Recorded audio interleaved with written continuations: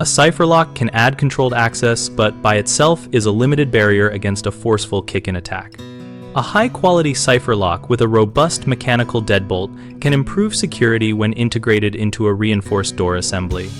Choose a lock that uses a solid steel or bronze deadbolt at least 1 inch long that extends fully into a reinforced strike plate pocket.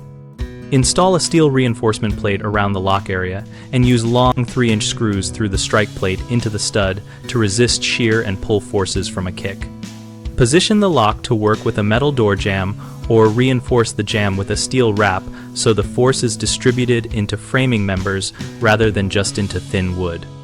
Maintain the lock by periodically cleaning the keypad contacts and testing the bolt travel to ensure no binding that could prevent full throw under load. Use the cipher lock as part of layered security by adding a door edge bar, hinge reinforcement with security pins, and a secondary mechanical deadbolt to avoid relying solely on electronic components that can fail or be bypassed. 3 common mistakes are relying on the keypad alone, using short screws and weak strike plates, and neglecting hinge and jamb reinforcement. If owners rely only on the electronic access feature, they often ignore the need for a strong bolt and reinforced strike plate.